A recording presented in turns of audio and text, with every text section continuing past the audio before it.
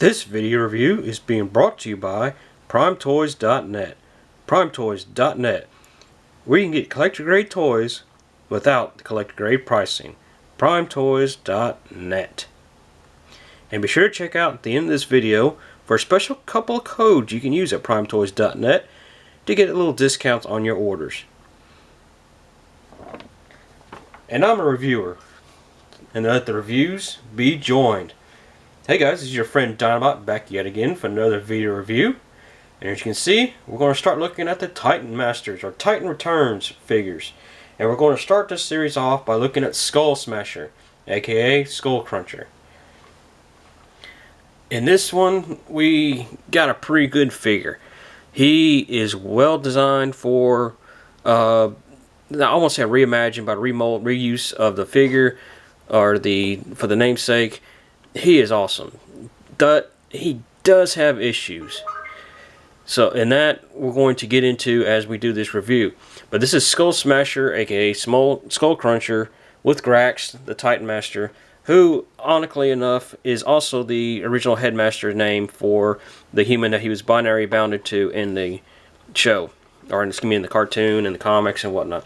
But here we look at the packaging. We have a nice image of Skullcruncher here on the back, where it takes 11 steps to transform him from robot to alligator and back again. And we got nice images here of basically showing you how all these little Titan Master guys are going to work with anybody. You can work with other deluxes of Scourge. You can work with Voyagers like Galvatron, and even a leader class like Blaster. And don't forget, you can use Optimus Prime, Sentinel Prime. You basically name any Titan Master you can figure that's out there. You can use these little guys with them. But let's get into the figure itself by getting this stuff out of the way. And first and foremost on this guy, I really like it. I really do. I think it's a real good remold, or not, excuse me, not remold, reinvention of this figure. A nice character design on everything on this. It does have issues, which again I will mention here shortly when we get him transformed. One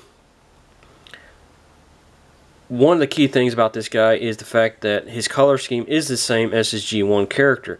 Very nice green, dark green, and I don't know if you call this a pink, maybe a pinkish red color, but it's still really good. You got the nice logo here on the side, which was in the G1 figure. I used to have it, which sadly I do not have anymore. I wish I did to compare this to, but he's still really good. You got some nice design here on the face, which when you get this guy, opening him up out of the packaging and stuff, this is actually not attached. You have to pop this in. It's on a ball joint. I'll just raise this up. I can't really see it that way, but I can just pop that off. As you can see, it's on a ball joint. It's not that big of a deal at all, just to get him and just pop it back on here, like so. But that ball joint does give the alligator head a nice swivel, nice bit of articulation there for his alligator mode. So definitely a plus on that. He's got some really nice molded detail on his face sculpt. Also, right here in his mouth, you got some great design in there on his teeth, his tongue. It's all silver, though the Takara, I believe, is painted red, just to give it to a little bit more of a red color. But still pretty cool. All this is nice and green and pink. You can take his shield here, basically, or gun, depending on how you want it, because you got this little peg here, you can rotate around for it. Where in the G1 figure, it was basically a sword, basically, but still pretty cool. It seems like it's a lot real thin around some areas of it, but it's okay. His gun is basically the same design as his G1. The only real difference I think really between it and G1, of course, the G1 was G1, but the G1 also had like a clip, like basically like right in this general area, but still basically the same type of gun. You can actually take this and you can store it in his alligator mode, which you got this, of course, the handle here. You got a big hole here, which you of course you use. You just slide it right in, and it locks real snug into place, as you can see. It fills that hole in right there for the top, and you just take it and you got your hole right here and your peg right there. You just peg it right in, and it goes in real well. Actually, with that, it actually gives it a little bit of articulation there, just to give it a little tail, a little bit of swivel. It does, if you keep working on it though, it will pop off like you see there. The feet are articulated just some, a little bit of a ball joint in there for the hind legs, so you do get some articulation there. No real bit here for his foot. The front legs also have a swivel, because basically, we will get into it, but these are going to be the arms for robot mode. It does swivel around. The claws do have articulation there, so that does work. And you also have the elbow. That does get some nice articulation. Don't forget the head swivels. So you got some nice articulation for this guy. One key thing about him is you can take little racks here and you can store him in there. In the G1, you would basically fold the guy, not really up, but you'd sit him down, open the alligator's mouth, and you set him inside the alligator mouth and close it up, and that was where you stored them. And this one, it's a little different. You got a nice piece of rubber right here. This is all plastic, but this here is rubber. As you can see, it's a nice rubbery bit here. You pull this panel open, and there you got a little seat for racks here. You can actually make them sit like so. You nice. Can't really. I'm not sure if that's going to come across in there, but he's got a little seat in there. You just stick them in there. You can actually have them seated up like this, like so, and you'll sit down in there.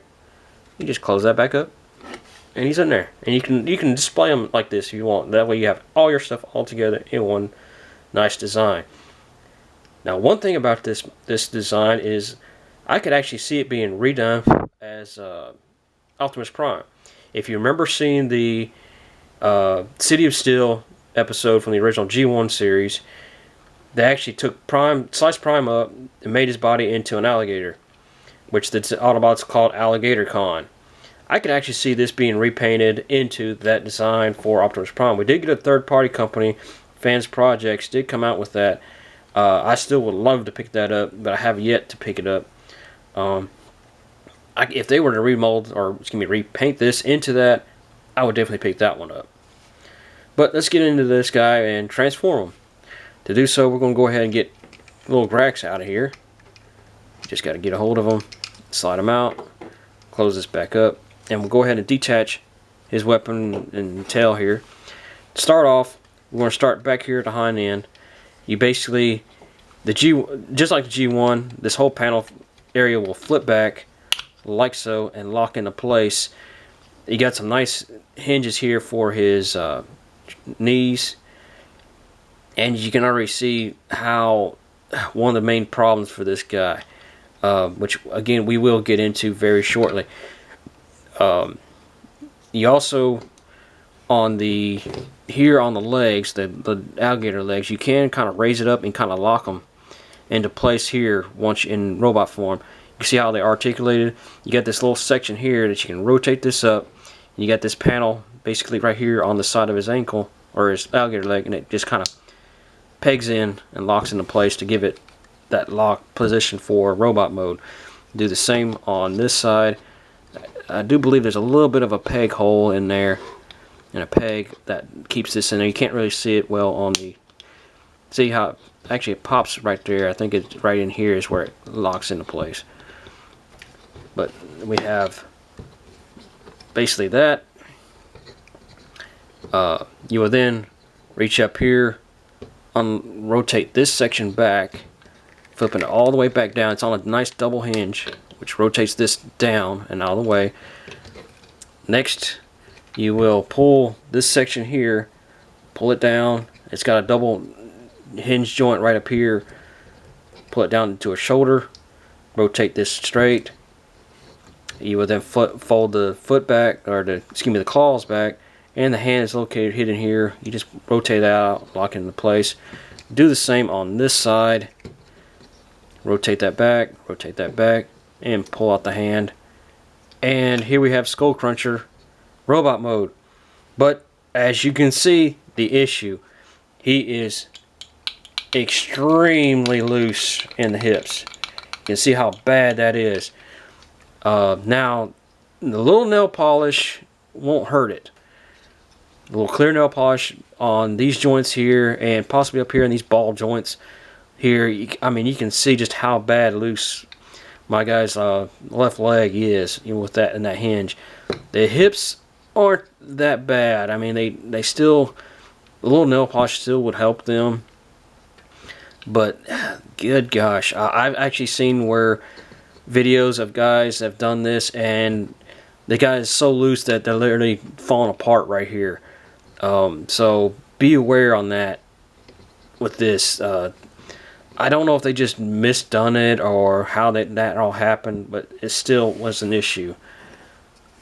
Next, we want to take little Grax here, which before we get into his transformation, we'll just do a little bit on him. He has some really nice articulation. The G1s, all they had was, you know, you raise your arms up and that was it. And basically the same type of articulation for his legs, just like a G1. They just locked into place and everything. He's still pretty, and these guys are way smaller than what the G1 is. I wish I had one to compare it to, but it's still nice. He's got some nice detail work there on his face. Nice detail back here for the head for Skullcruncher, or Skullsmasher on this. But still pretty cool. But to transform him, just like the G1, of course, you'll lock his arms back, straight back, flip his legs, rotate them down, and they do sort of lock. As you can see, it does lock, kind of lock into place doing that. And here you have Skullsmasher's head, which you'll just lock right here. Oh, almost forgot on that.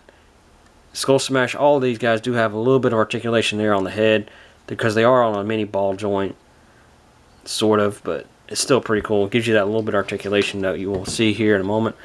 But you'll just peg this right into that peg hole. And Skullsmasher's now head on, as the cartoon would say. Pretty cool. As you can see, it does kind of help hinder with the loose joint there. Also here on the bottom, it's just, I don't know if this is, well, there we go. Almost forgot his feet. But that's still,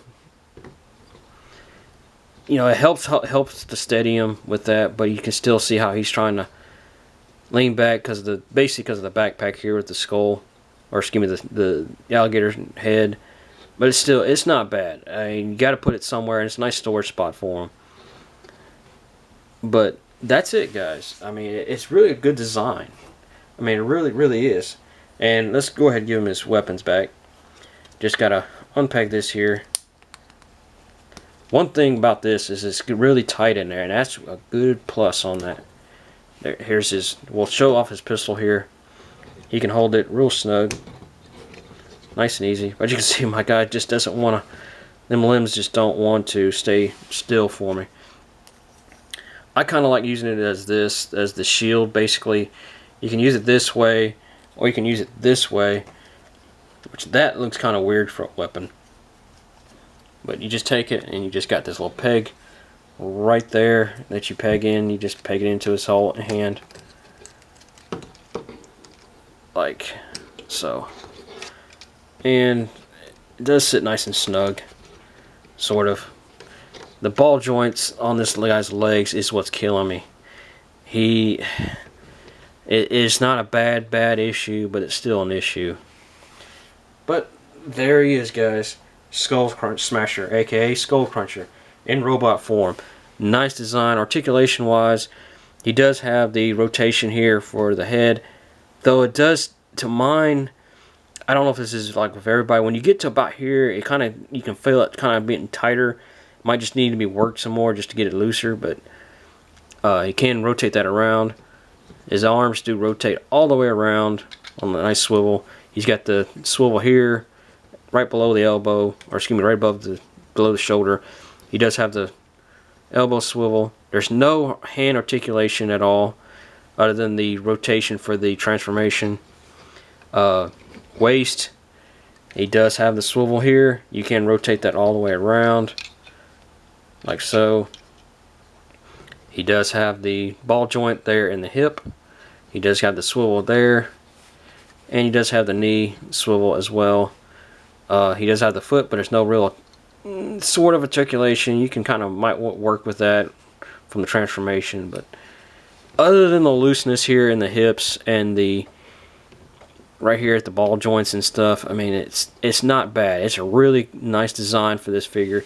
Nice character at all. But that being said, guys, that's going to be it for this video review. I'd like to thank you all once again for watching. I'd like to remind you to check out my sponsor, PrimeToys.net, where you can get collector grade toys without the collector grade pricing, where during this month of August you can get not one but 2 codes you can use. Sadly, you can't use both of these together, but you can still use one of them. For this month of August alone, if you use the code TRANSMISSIONSTITANS and you go in there and you have $75 worth in product, at least $75, you type in that code TRANSMISSIONSTITANS, you can get a free Wave 1 figure. Not deluxe size, granted, not one of these. It's the Titans figures. Basically, I want to slide him back because I'm going to show this off earlier on the booklet. This terrible character here is basically the size that you get, the little small figure. That you can get one of those of Wave 1 or the Wave 2 line for free with your order. But it's only while supplies last. So if you want to order one, I suggest you get it in there now, because you can pick this guy up on Prime Toys. You can actually, he's got a deal where you can get him plus the rest of his wave of Hardhead, Scourge, and Blur all together in a package.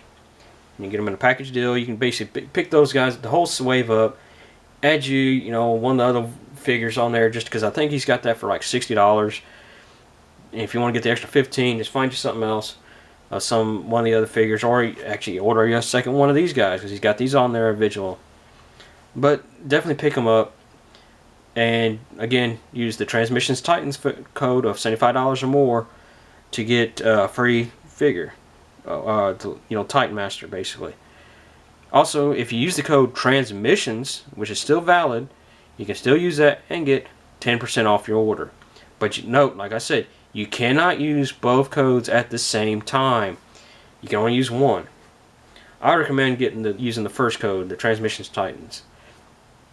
But that being said, guys, also check out the Transmissions podcast. They were instrumental in getting these codes, so I definitely want you guys to check them out.